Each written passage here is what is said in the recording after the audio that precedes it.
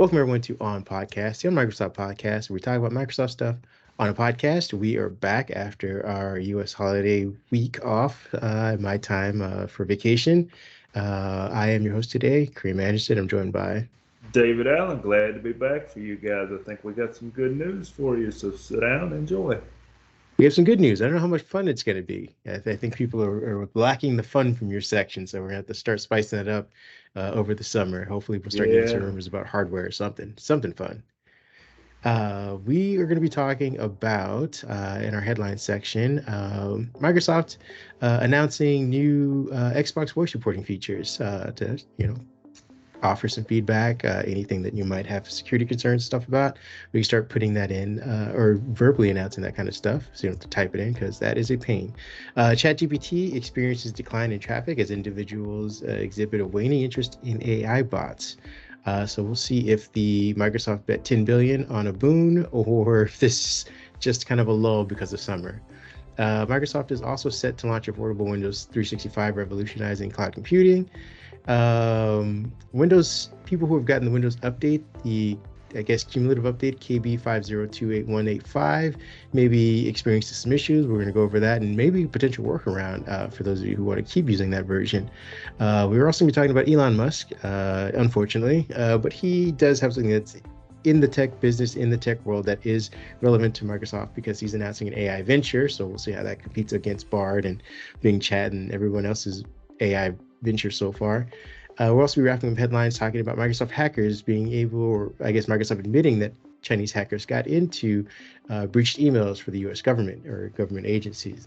And then we'll be, concluding the podcast with a long discussion about the ongoing saga of Microsoft and the FTC, the CMA, the CTA in the UK as well, and how they've kind of weighed in and how things have changed a lot since the last time we talked to you guys. So with no further ado, get us into our first headline.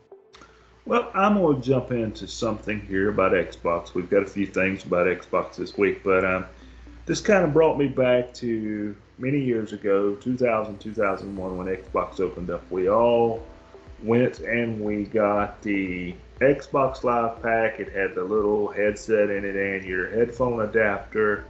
And if you didn't want to hear something, you just simply pulled the headphone adapter out. Well, as technology has improved, it's not that simple anymore. So we've had to resort to being able to report people and try to clean things up a little bit. So to make things life a little easier, Microsoft has announced a new reporting feature to improve online safety that allows you to do a voice recording. Now, the way this works is it's very similar to doing a capture, like when you can capture a screenshot or you can capture a short video to post online. It works the same way. You can capture the last 60 seconds of somebody's audio and you can submit that to Microsoft as a complaint of an issue that you had, or maybe somebody said something inappropriate. Now, you cannot download this audio snippet, you cannot share it in any way, you can't do anything with it at all, which is good. It keeps it from the issue from escalating, maybe somebody posting something, maybe somebody modifying something. It will show in your files, you can't do anything with it, and I believe it's after 60 days, it automatically deletes and you don't have to worry about it anymore. And this goes all the way back to Xbox 360 and backwards compatible titles as well. So it's across the board. If somebody's not being nice to you, feel free to report them and get it cleaned up. Great. Get using those features, people. Help make Xbox better. I'm going to jump into a trend that we're seeing, which is ChatGPT getting fewer calls based on people's usage. Based on a recent report published by SimilarWeb, which is a marketing and intelligence firm, it seems like the AI chatbot from ChatGPT has gotten less users, and it reported its first declines as of June 2023. So we don't have the measure up till today in July, but last month we saw a decline, which is contrary to what we've seen since November, where there's been a steady incline, and I think it may have peaked towards the end of March, and with May reporting fewer usage, but not necessarily a decline, maybe a stabilization. But June has posted its first decline of nearly 10% visits to ChatGPT's website, both would combine both mobile and desktop visits. Moreover, the report demonstrates a consistent decrease in visitor engagement per visit to the ChatGPT website, indicating a reduction in the time spent by individuals on the site. In the United States alone, there was a significant downward trend, with a decline of about 10.3% on a monthly basis. Moreover, the count of distinct individuals visiting ChatGPT experienced a decrease of 5.7 compared to the previous month.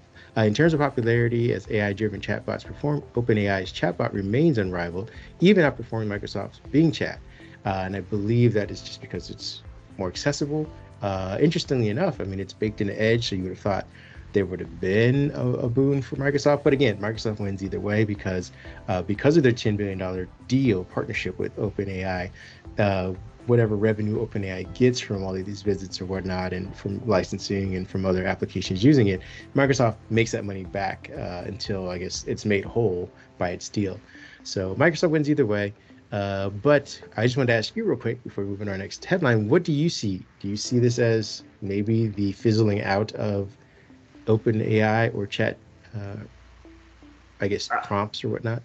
I don't see it necessarily as fizzling out. I think, as with anything, there was the boom of, hey, look, this is something new, this is something popular, let's go see what it can do. I think, we went through that, and now I think we're going to start seeing it baked into things. I'm seeing it doing things on the developer side. I saw 2 new products just this week that now have ChatGPT baked into the product. I think what we're going to start seeing is baked in integrations, kind of like your Siri and your Alexas and your Hey Googles and all that good stuff. That's what we're going to see, and I think we're going to see a lot less of people going to a website and just prompting for a question. I think, it goes back to what we said in the beginning when we first started talking about this early in the year. People's search habits are going to be hard to change. We have searched the same way for well over a decade. So, sure, ChatGPT, Bing Chat's over there if you need it. I think people are still largely searching the same way after the initial, hey, this is a new toy. So I think now we're going to move more toward baked integrations and seeing it baked into products, and that's where you're going to see your usage come from. Yeah, I agree with you. I also want to second that notion of searching. I think what we're perhaps seeing is the conflation of search and chat. We still, people went to, see what it was. And now that they know that it's used for perhaps long form information gathering versus quick searches, they are delineating that. They are now reserving those prompts to say, hey, write me up a resume, or, show me a meal plan for trying to lose weight in 30 days only on a vegan diet. Stuff like that is getting less usage because people figured it out, versus saying, like, who was the actress in Hunger Games, and using that as a chat prompt. So to your point, I think people are finally figuring out how to use these things, and we'll see perhaps more focused use of those smaller calls for the chat prompt. But with that being said, let's move on to our next headline, shall we? All right, let's go back to Windows here. I think this is, I kind of have a few mixed feelings over this as well. Microsoft is looking at launching affordable Windows 365 cloud bundles for Windows in the cloud. Now, this aligns with kind of what came out during the FTC hearing, that we knew this was coming.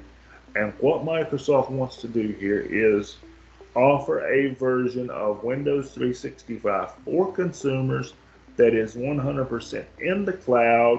You would sign up for the service, you would pay for a service that would lead you down the road of Microsoft maintains it, Microsoft looks after it, you just log in, use your instance, and pay your bill. Now, we have discussed, in previous episodes how we kind of thought this was coming, and there will be a package of something 365 that includes all of your Microsoft product memberships. And this is kind of the start to that. Now, Kareem, I'm going to throw something out to you here. This is a good idea for a lot of people. I can see where people would use this, but I see two concerns. I see one, there will be that privacy concern, I think, because your data will automatically be in Microsoft Cloud. And two, there's still that assumption that everybody has sufficient internet access to be able to use a Windows Cloud PC. And I can tell you from looking out my window and out here in rural America, that's just not the case. So I think there'll still be a large group of people that can't access this. Yeah, you're absolutely correct. This is for people with a bit more PC privilege than others, to put it nicely. And I don't disagree with you. It is a long-term play. Hopefully 25 years from now, this conversation of internet rural usage will have been put to rest. We'll see how our governments here in the U.S. and across the world deal with all of that, because again, this is the idea. We met smartphone saturation eventually, but early on, smartphones were a privilege. I guess in some parts still, but for the most part, a privilege for most people. You had your flip phones, things like that, until we had enough lines laid down, enough coverage, enough satellites up to provide a lot of people across the world with enough access to internet and things like that, roaming internet or whatnot. So yes, to your first point. To your second point, for anybody who uses a smartphone that stores any type of photos, data, who uses Chrome, there are a myriad of ways that personal information has been stored on the cloud for a lot of people. Now, everyone's free to pick and choose their battles, what they want to fight over, what they find as their personal limits. But it depends on the cost savings. I think at the end of the day, two things come up for most people when privacy butts up against it. It's cost and accessibility. How easy is it for me to access something, and how much does it cost? And once those barriers for those two things have been lowered enough, privacy just goes flowing right through to our advertisers like we were just giving it away. We did the same thing with Gmail. We do the same thing with OneDrive. We do the same thing with parts of Windows, with the iPhone. It is just, if it's easy for us to access and it doesn't cost very much, people tend to look the other way for privacy. That's just the nature of the internet and software and services in 2023. I agree. I think at times privacy needs to be a concern. I agree. I'm going to say, hey, if you're going to buy a cloud PC and you're going to start looking up how to break into a house on your cloud PC, that's kind of, you're not so smart. Hey, innocent until proven guilty. I can look it up. That's kind of maybe you're not so smart decision. So, I think, most people are going to use common sense. And if you've got to look up something maybe that you don't want to be tracked, or might be a little outside of the box, maybe you need to find another device other than your cloud PC. Yeah, go get yourself one of those unconnected Windows 8 machines from somewhere and see what happens. That, or go back to Windows 95 on one of somebody had done an emulator a couple weeks ago on one of those Ally PCs where you could run Windows 95. So maybe that's what they would need to go back to.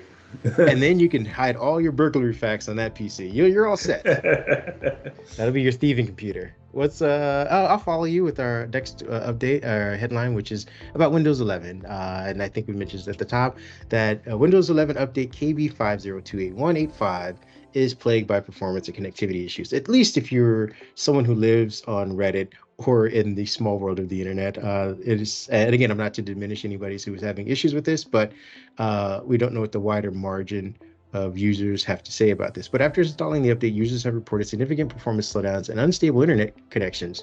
Despite the update, the persistent sluggish SSD problems remains unsolved as of this conversation we're having right now.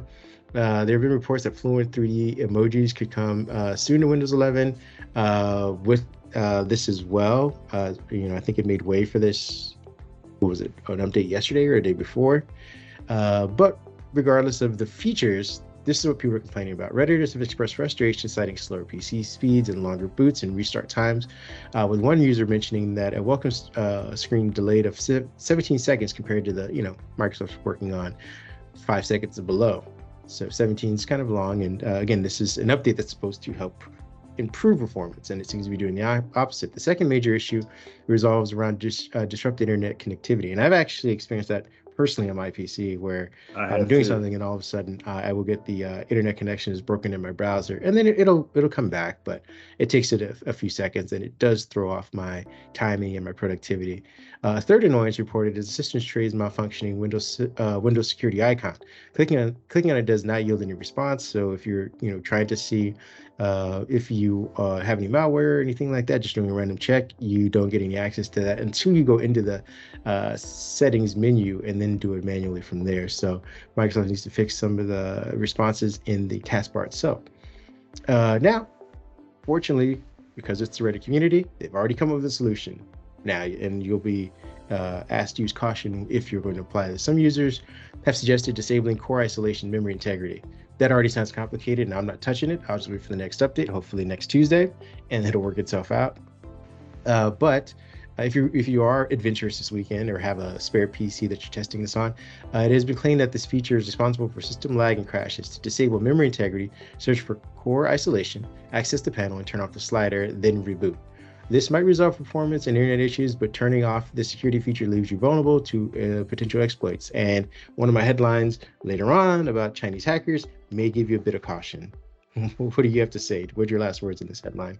Well, I had the same problem with a PC that we have in excuse me, excuse me, folks, that we have in for review. I had done a Windows refresh on it yesterday. And as it was moving through the reinstall of everything, when it got to that update, the Wi-Fi went out, and I believe you mentioned in there the SSD got slow. I noticed the machine got really slow. It wasn't unusable. It was just not its normal responsive self. So what I did was I started the process over and did not install that update. So that kind of confirmed to me that was the issue. I am familiar with where you're talking about the workaround is that you saw with Reddit. Wouldn't do it like you. I think I'm just going to wait till next Tuesday to see if Microsoft throws out a fix. Hopefully they're working on it, folks. We are, again, through the holidays, so everyone should be back in office, or whatever they're calling an office these days. What's your next headline? I'm going to take a jump to something that we just put on the website that I think will get people's attention because I didn't know it was coming. A company by the name of AntStream Arcade, coming July 21st, so you're going to see that next week.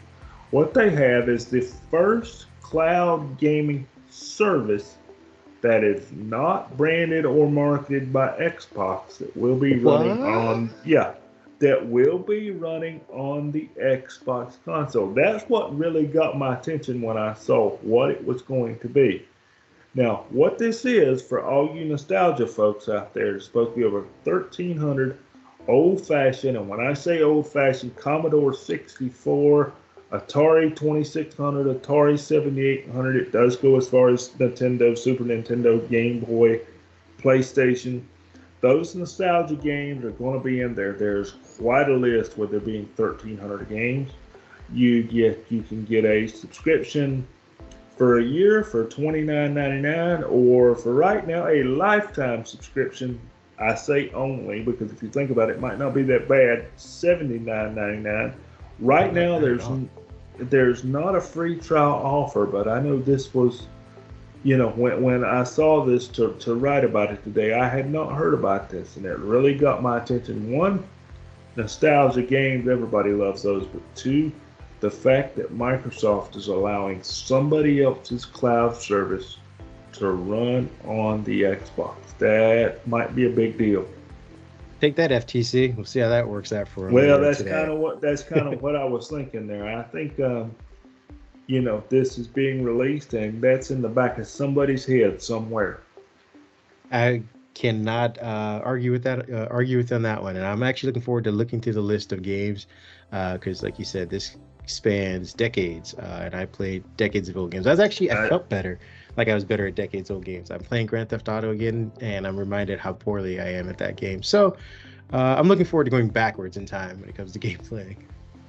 Yeah, that's something I'm looking forward to. I'm gonna admit I'm going to, as soon as the podcast is over, I think I'm gonna have to authorize a $29.99 charge Yeah. just to see what this is all about. Because, like I said, there's not a list of games yet that I have seen that is a complete list. But if you're a nostalgia gamer, say age 30 or better, there's going to be a lot of things in there that you're going to recognize from what I have seen.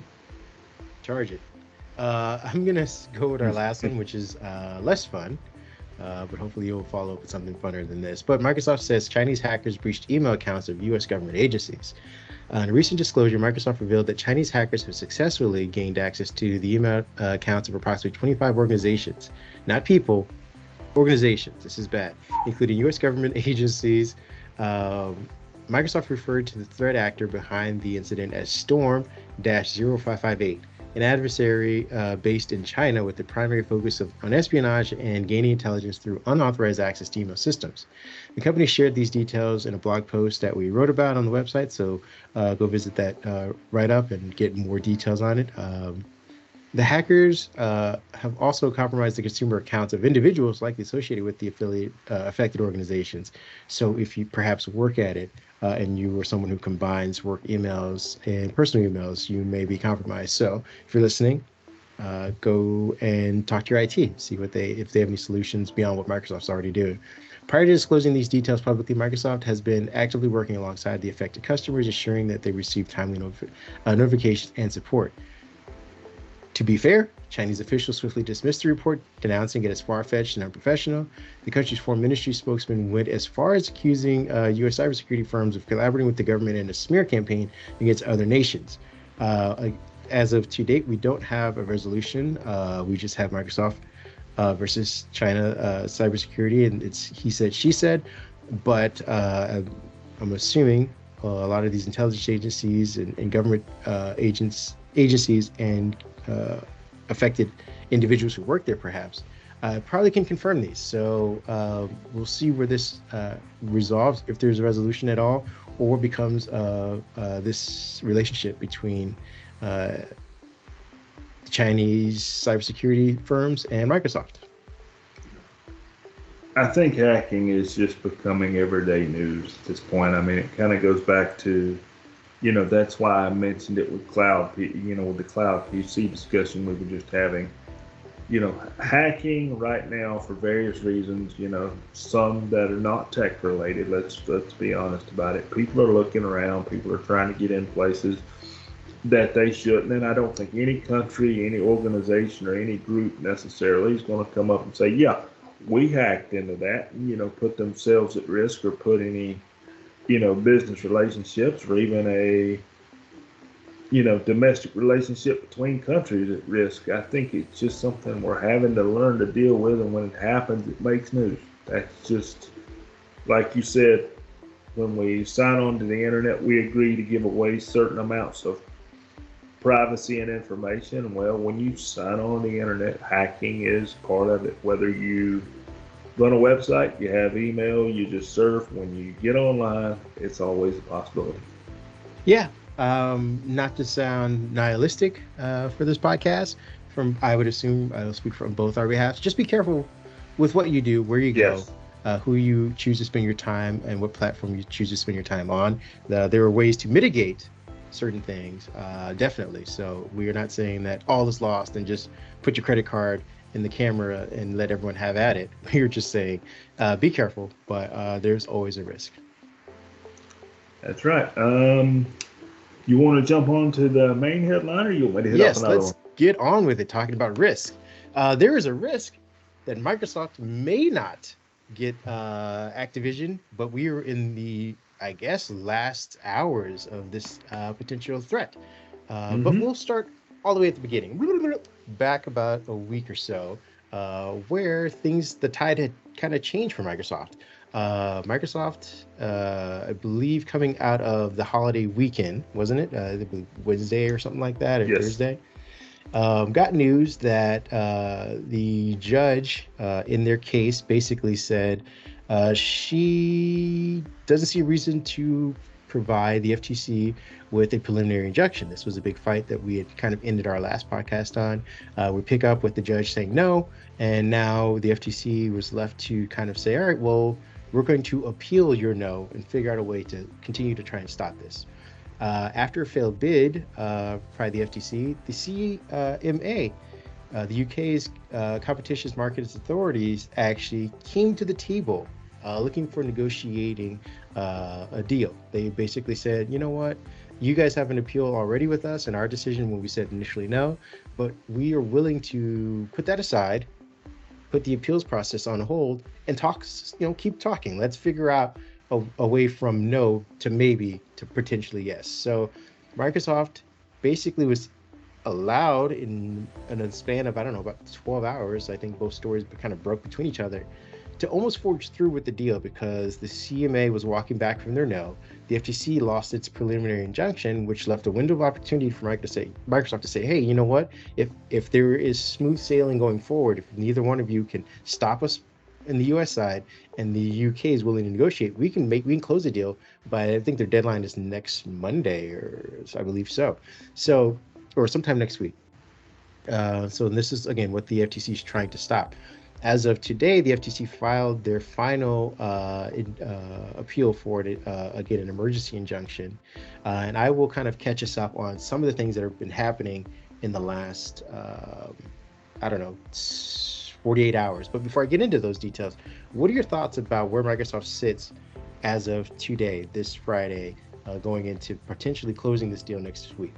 Well, I was talking to somebody about it this morning, and what they said to me was interesting. I think if somebody at Microsoft is sitting there with the checkbook on one side and they're watching the clock on the other side, and when the clock strikes midnight, they're ready to pass that check along and get this over with. I think that's kind of where we are with it. Um, I don't think the FTC is going to get what they're looking for here. I think, the judge is correct. Something the judge said, and you may be getting ready to touch on this, was that this whole trial or hearing thing, whatever you would like to call it, was not Microsoft versus Sony. It was not Microsoft versus anybody necessarily. It was about the consumer. And the judge did not see where the consumer would be harmed necessarily by this merger going forward. It had nothing to do with, as much as everybody wanted to make it about Call of Duty, and even we talked about it extensively here, that's not what it was about. And I think the judge kind of saw that, and I think we're going to go down a road of this goes through. I saw something yesterday, you may have saw it as well, where Activision Blizzard comes off of NASDAQ next week, and they said somebody has probably told somebody what the ending of this is likely to be for that move to take place, because that is preparation for the formal announcement. Yeah, agreed. And again, just to make things clear so that you do not embarrass yourself at a dinner party tonight, this was about a preliminary injunction. This has, again, very little to do with the final outcome of an anti-competitive suit. This was basically Right. to stop Microsoft from closing the deal next week. They would still need to go through the FTC and figure out ways to either divest Activision after Microsoft closes the deal. So Microsoft could basically buy Activision, spin it off as its own business, buy something else, call it something else, call it, MA 365, whatever they want to call it. But they would have bought the company and have to, and then be, with a FTC order, spin it off into something else. But what the injunction was to stop them from even getting to that point. So this story is far from over. But with that being said, let's hear what the CMA had to say on their side and where they're at with this deal. Quote, after today's court decision, mind you, this was last week, so we're just catching you guys up. After today's court decision in the U.S., our focus now turns to the U.K. While we ultimately disagree with the CMA's concerns, this is the CTA speaking, we are considering how the transaction might be modified in order to address those concerns in a way that is acceptable to the CMA. In order to prioritize work on these proposals, Microsoft and Activision have agreed with the CMA that a stay of litigation in the UK would be in the public's interest, and the parties have made a joint submission to the Competition's Appeals Tribunal to this effect. So again, the CMA still is able to hold its position of, we think this is a bad idea, and they haven't lost an appeal, so they still have their spotless record on that, but they are willing to say, let's take some time to hammer out some details. Let's figure out what the EU saw in this deal that we could perhaps maybe get in our version of this deal. So that's a big weight off of Microsoft's shoulders in that regard. And I believe Brett Smith had a joint statement. He didn't really backtrack his whole the UK's closed for business, but he did seem a lot more pleased with this. Our friend Florian Muller, who's been tracking this meticulously on Twitter, and I suggest any of you who are interested in keeping up with the history of this, go check his Twitter thread, has kind of a breakdown of what's been happening with the FTC's argument. He mentions, one, that the CAT is a winner here, if not for their expedited case scheduling and the rejection of the CMA's motion, which they were trying to stall till October to push back the hearing. It's uncertain whether or not Microsoft and the CMA would have even found common ground, because they would have just waited for the FTC to say no, and then that would probably have been the end of this whole deal. But the CAT stood its ground and said, no, we're not going to delay this. We're going to, expedite this and see what the, what our decision is. And ultimately, the CMA had to say, all right, slow down. Let's talk this through. Now, the FTC filed in the last, I believe this morning, which gives, or it may have been late last night, which gives the appeals team that they're filing with this about 12 hours to figure this out, because I think they closed it around 7 o'clock Eastern, so they'll have to have a decision by then. But what they filed were a long list of arguments, many of which don't really hold water, and this is why Florian, who's a patent lawyer, believes that this secondary appeal will also lose. One of the arguments that they state is that the FTC says, as it already did before in the San Francisco hearing, that Microsoft's deal with NVIDIA, Boosteroid, etc., all of those people that it's signed 10-year deals with, including Nintendo, and its offer to Sony should be ignored. I don't know, on what basis or what grounds. That's one of their arguments. Another argument says that Microsoft engaged in partial foreclosures with respect to ZeniMax games by making sure those games would be run best on Microsoft's platform. Another wild accusation with very little evidence to it. The FTC says the court improperly assigned the FTC the burden of producing a smoking gun document, despite their initial opposition to the deal. So again, if they were the ones to say, we don't agree with this, you have to explain why. Another argument with Microsoft and Activision Blizzard should have had the burden to point to beneficial economic effects. So they're basically saying that when we told them no, Microsoft should have said why this is a benefit versus you were incorrect in your assumption, which is, I believe, what Microsoft's lawyers basically did. They just kept poking holes in every accusation that the FTC offered. One of the last ones was the FTC believed the UK announcement of delaying the appeals as wanted to use it as an argument, saying that in the US they could wait as well. But the UK's announcement was made because they obviously had potential way of going forward versus the FTC, which is just saying no and trying to buy a bunch of time from a lot of people. Judge Corley stands by her decision because, again, they appealed to her first. She said, no, what I did was, correct. And that they should have, she basically summed up in her decision that they should have gotten their act together, had brought a better case, and they did not. The TOR only has about 27 hours, and this is, again, I guess this is yesterday when they filed this. And the TOR is basically the Ninth Circuit in the United States Court, which is reviewing this. Now, they could unexpectedly jeopardize the deal. It wouldn't be a surprise, but it can be done, and this would mean that Microsoft would take this whole thing up to the Supreme Court if necessary. Again, I don't know if they want to do that or if Activision is even interested in being in front of the Supreme Court or how long that timeline would be. But unless the Ninth Circuit makes an unusual and unwarranted decision today, basically saying, yeah, we'll grant this random injunction again, the deal will presumably close prior to the UK's case management conference, which is scheduled for, I believe, August.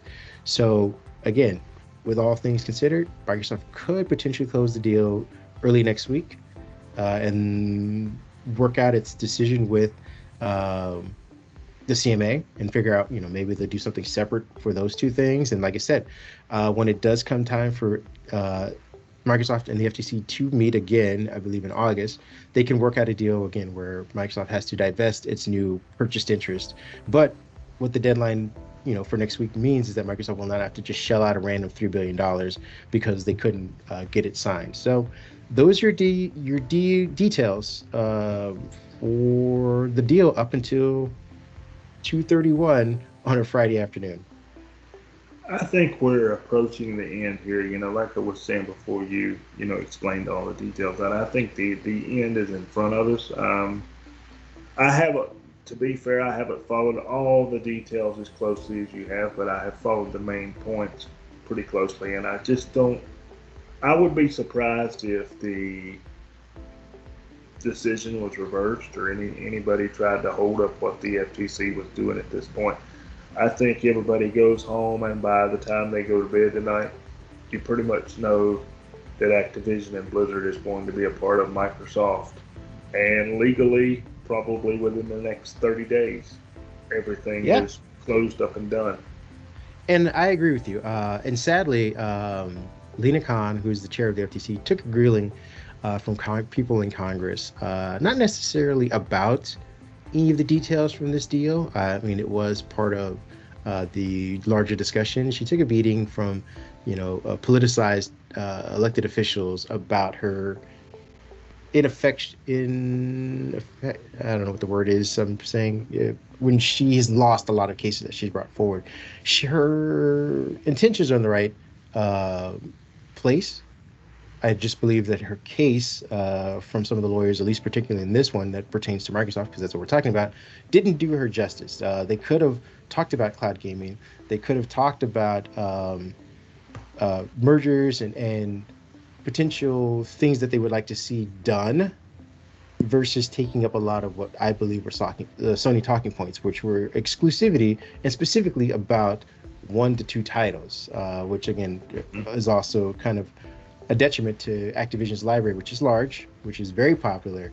But if we're going forward, the idea is for Microsoft to make money streaming, make money in the cloud, make money on services, software and services, and Game Pass itself. There were things there. There were chunks of details and information that the lawyers could have dug into had they cared more about this case to you get some more concessions out of Microsoft and this merger. I don't know if they were necessarily going to block it because, again, Microsoft's market position is kind of in the sweet spot, kind of where Apple also kind of operates, where we're big, but we're not as big as you think we are in these specific markets. And contrary to your own perception of the business, they can still wiggle around that. They're second in cloud, they're third or fourth, depending on what factors you put into gaming, but they're never first.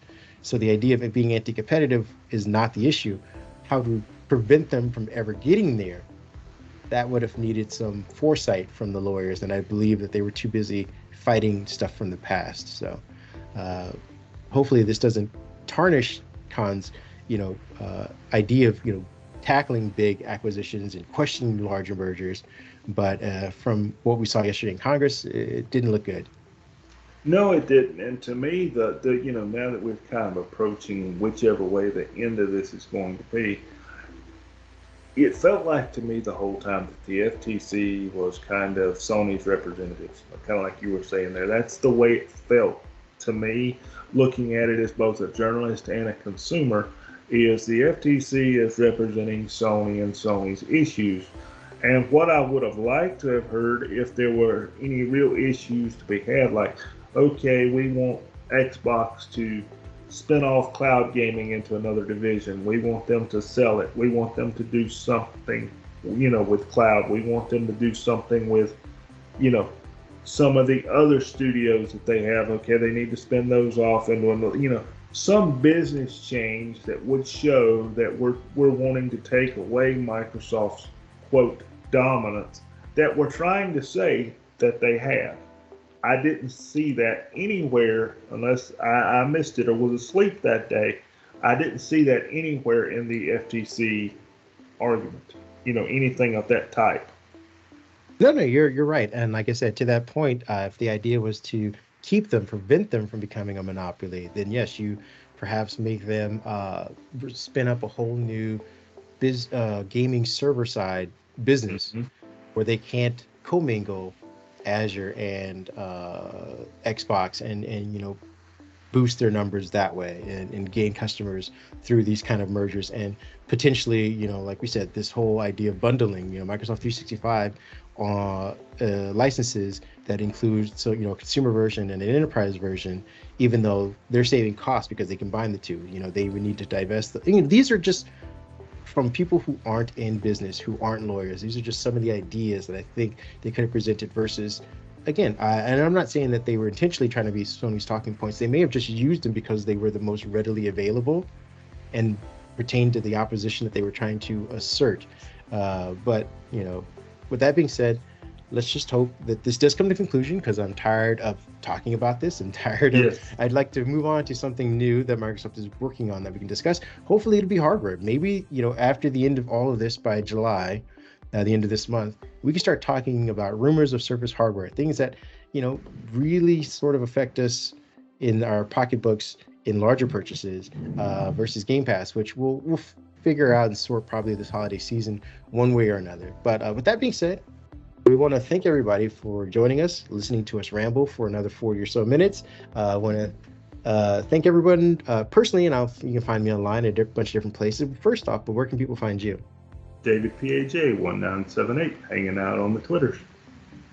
Yeah, you can find me at Mindhead1 on Twitter. I'm actually just my name, Kareem Anderson, on Threads. If you were going to be moving over to there, I'm not a Mastodon. I tried it. I got confusing. I never got an invite to Blue Sky, so I guess I'll be on Threads if you want to come meet me there.